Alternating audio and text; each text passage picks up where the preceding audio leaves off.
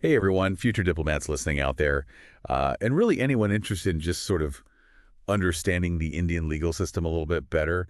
Today, we're going to be diving into a topic that's actually relevant for both. We're going to be talking about abetment of suicide in India. Oh, wow. And this is something that's, if you're studying for the UPSC International Relations paper, this is definitely something that could come up. But even if you're not, it's a really important societal issue that we should all be aware of. And we're going to be looking at this through the lens of a really great article from the Indian Express. Okay. And it's interesting because there was a recent Supreme Court case that really put the spotlight on Section 306 of the Indian Penal Code, which deals with this very issue. And the court really emphasized the need for sensitivity and a balanced approach when handling these types of cases. Yeah, I think it's interesting how the court is really highlighting the human element here. They're acknowledging that there's a need to protect both the victims and the accused and to make sure that the law is serving justice and not just being used for personal vendettas. Absolutely. I mean, it's a really sensitive issue, and there's a lot of potential for misuse of the law as well. Right. So it's very important to sort of tread carefully. But before we even get into Section 306, I think it's important to define what exactly we mean by abetment in a legal sense, because it's a term that gets thrown around a lot in public discourse, but I think there's often a lot of confusion about what it actually entails legally. Yeah, absolutely. Abetment basically means to encourage or assist someone in committing a crime. But when we're talking about suicide specifically, it really involves intentionally driving someone to take their own life. And it's important to note that it's not just about being present when a suicide occurs. It's really about actively contributing to the circumstances that lead to it. So it's about establishing that direct link between the accused's actions and the victim's decision to take their own life. It's not just about a difficult situation. It's about creating an environment where suicide seems like the only option. Exactly. But to understand this a little bit better, let's take a look at Section 107 of the Indian Penal Code. And it actually sort of outlines the three core components of abetment. And those are instigating, conspiring, and intentionally aiding. Yeah. And this is something that has been mirrored in the new Bharatiya Nyaya Sanhita Yeah. under Section 45.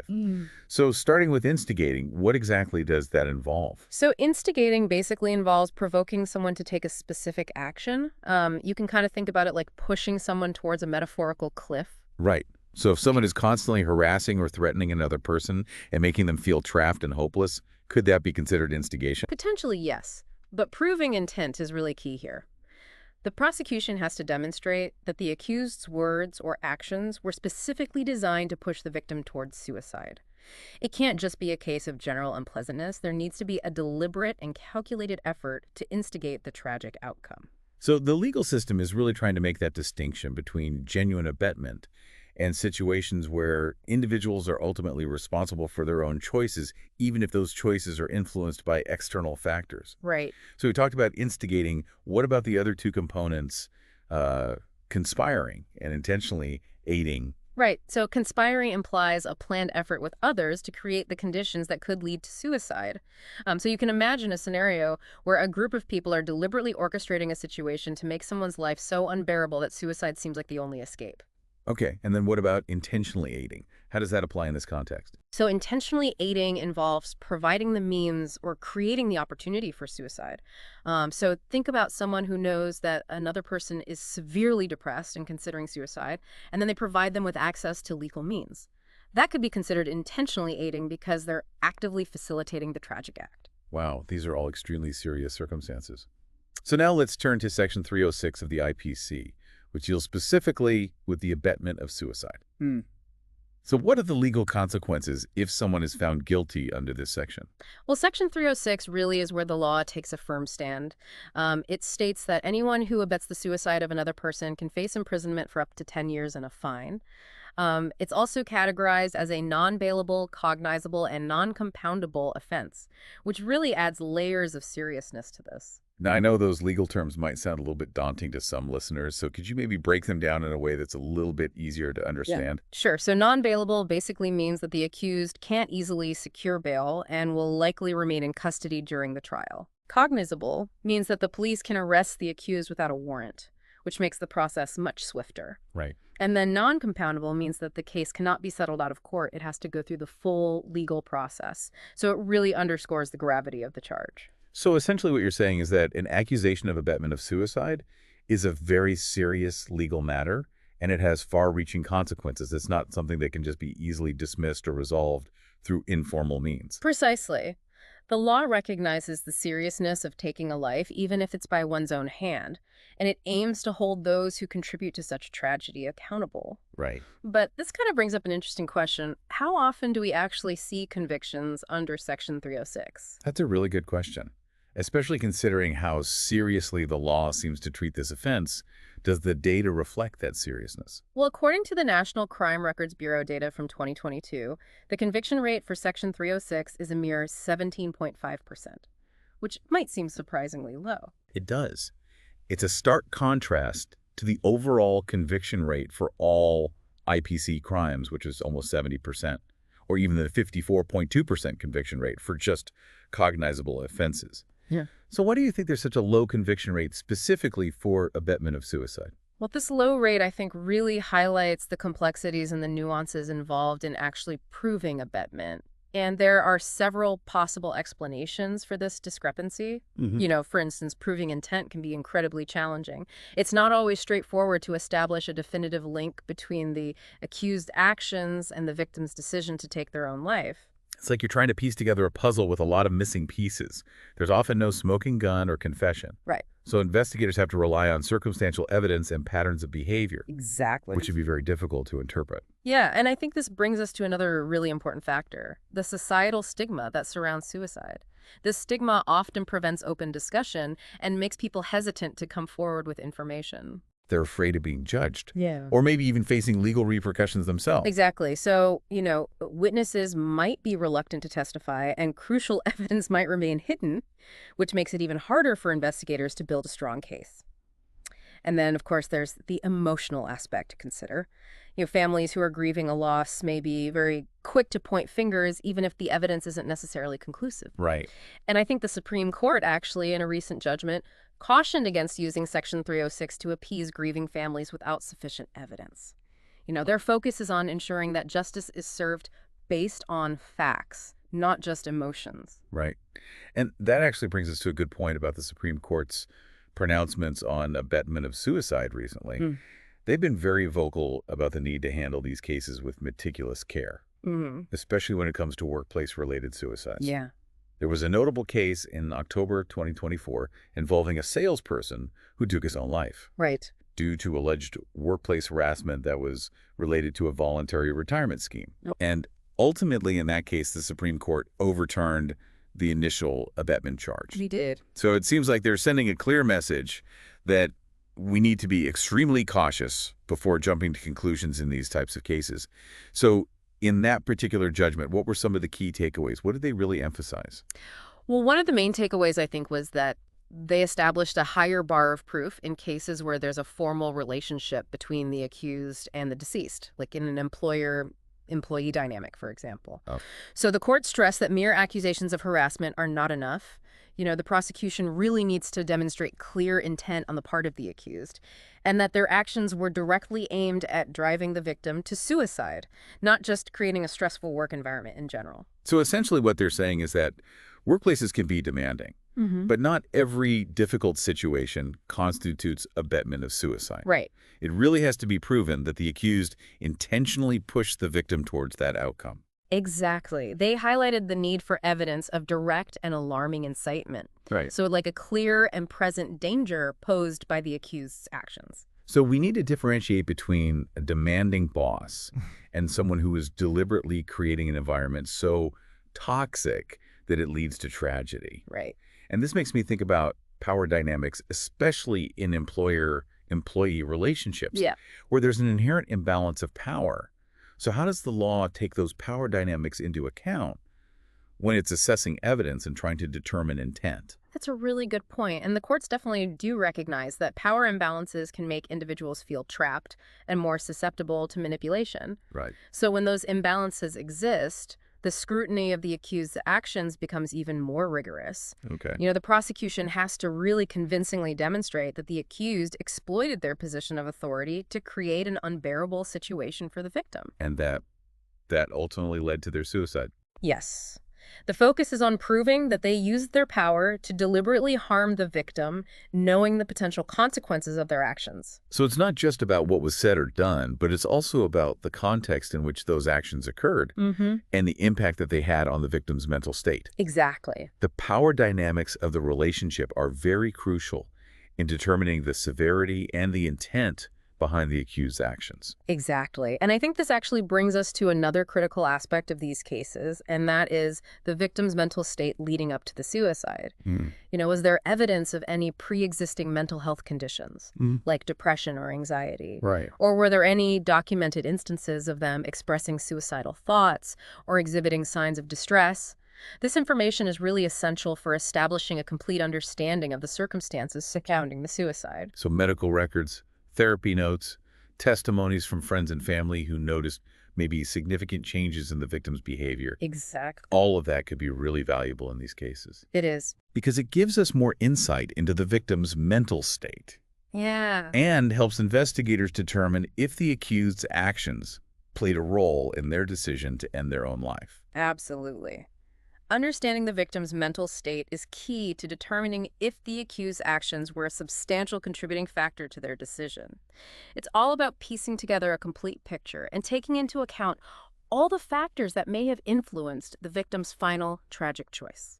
Right. So it's clear these cases are far from straightforward. Yeah, There are so many layers to consider, absolutely. so many nuances to untangle. Right. And I think it's no wonder that the conviction rate for abetment of suicide remains comparatively low, even though the law itself is fairly clear. Mhm. It's a real testament to just how complex human behavior is. Absolutely. It's about the challenges of proving intent beyond a reasonable doubt. Right. I mean, the legal framework exists, but actually applying it to these real-world scenarios requires a really delicate balancing act. We have to ensure justice for victims of abetment, but at the same time, we also need to protect the rights of those who might be falsely accused. Right. So it's this constant process of refinement and interpretation, and the courts play a vital role in this by setting precedents and providing clarity on this complex issue.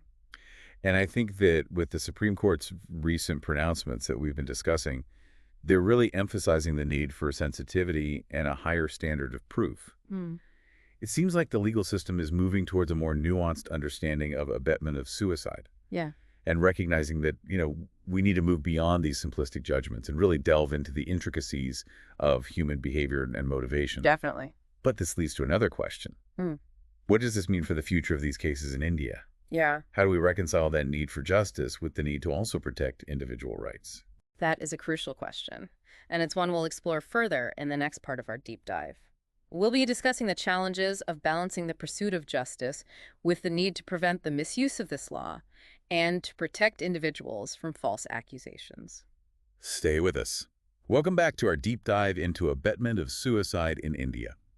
We've been talking about the legal framework, the complexities of proving intent, and the Supreme Court's call for a more balanced and sensitive approach to these cases. It's a tough balance to strike, On the one hand, we need to make sure that justice is served for the victims, but we also have to protect individuals from being wrongly accused. Exactly. And it seems like the Supreme Court is really emphasizing a higher standard of proof, especially in cases involving official relationships, like in those employer-employee situations we talked about. And this makes sense to me, because it seems like a crucial safeguard against jumping to conclusions or potentially even weaponizing the law. But I'm curious, what does this higher standard of proof actually look like in practice? What kind of evidence would be needed to actually secure a conviction under Section 306? Well, it's definitely not enough to just show that there was a difficult or stressful work environment. Remember the Mohan v. the State case from 2011? Yeah. That case really emphasized the need for what they call a proximate and immediate link between the accused actions and the victim's suicide. So it's not just about showing that the accused created a tough situation. You have to prove that their conduct was the direct cause, the primary cause, and that the victim felt like they had no other option. Okay, so let's say we're talking about a workplace harassment case.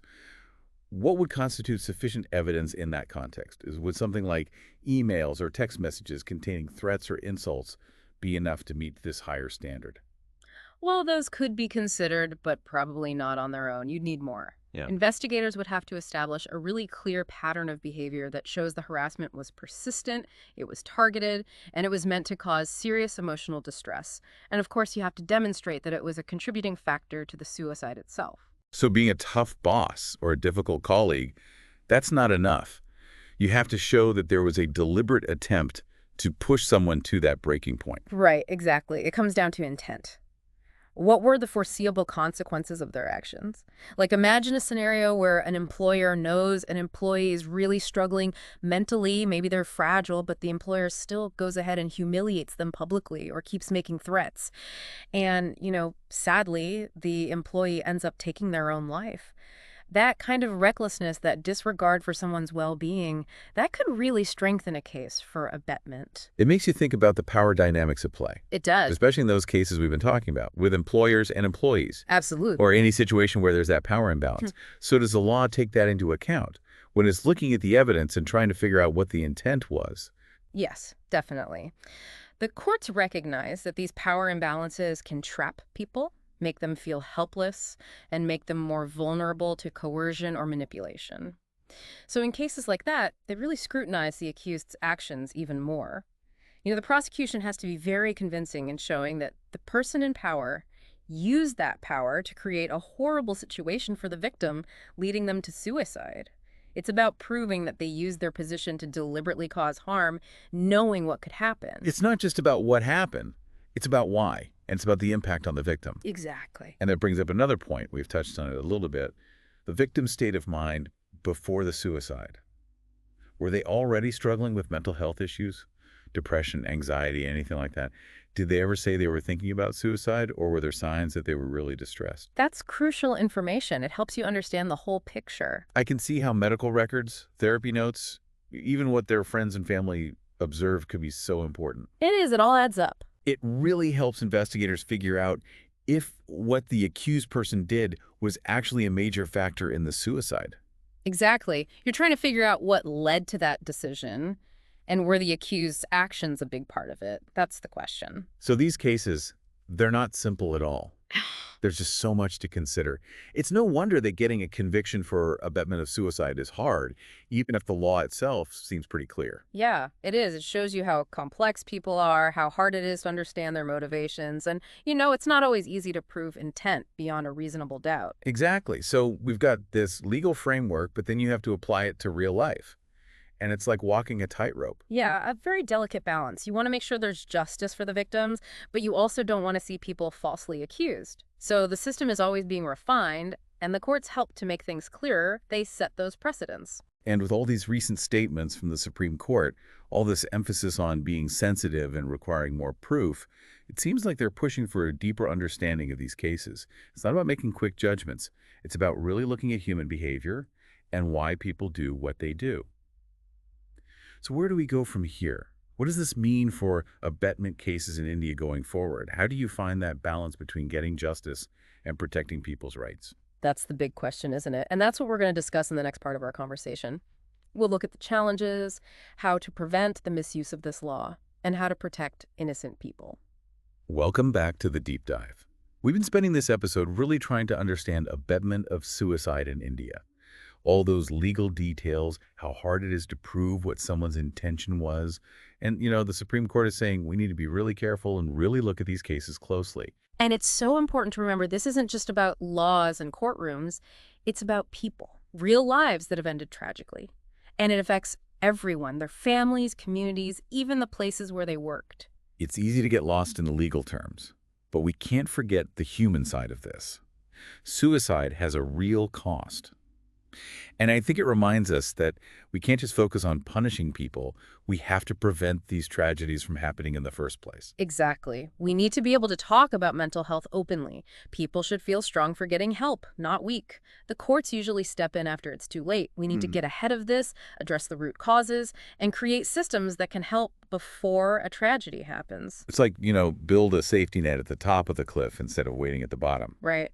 And that means everyone has to work together. Families, schools, workplaces, communities, everyone needs to be part of this safety net. Absolutely. Families need to be able to spot the warning signs and be open about mental health. In schools, we should be teaching kids about mental health, not just one lesson, but a real ongoing conversation. It should be normal to talk about how we're feeling. And workplaces, especially in India, where work can take over your life sometimes, they need to be more supportive. Maybe stress management programs, counseling services, making it okay for people to ask for help without being judged. All of that is important. But there are these bigger issues too, things that make people feel stressed and hopeless. The economy, pressure from society, discrimination, the stigma around mental illness itself. All of this can really weigh on people, make them feel trapped and alone. So it's not just about helping individuals, it's about changing society so it's less harsh, less isolating. We need a society where mental well-being matters, where everyone is included, and where there's hope for everyone. That's it. Make people feel supported, valued, give them something to look forward to. Seeking help shouldn't be seen as a failure. It's a step toward healing and getting better. This is something bigger than laws. It's about how we all think. We need to see this interconnectedness, how everyone's well-being is tied together. That article from the Indian Express and what the Supreme Court has been saying, it's all part of this conversation. It makes us think critically, question our assumptions, and look for solutions that don't just punish people, but try to get at the root of this. We wanted this deep dive to do more than just explain the legal stuff. We wanted to look at the human side of this issue. The challenges are there, but there's also hope for change. We all have a part to play. Support someone who's struggling, speak up for better mental health services, be open and honest about these issues. Even small things can make a huge difference. It's a call to action. It is. So to everyone listening, we ask you this. How will you help create a world where suicide isn't just a legal problem, but something we all work to prevent? Think about it, talk about it with others, but most importantly, do something. A little kindness, a little understanding. It can change someone's life. You're not alone. There's help out there, people who care, and always hope for a better future. That's all for this deep dive. If you found this helpful, please like, subscribe, share it with anyone who you think might benefit from this conversation. And until next time, keep learning, keep asking questions, and keep diving deep.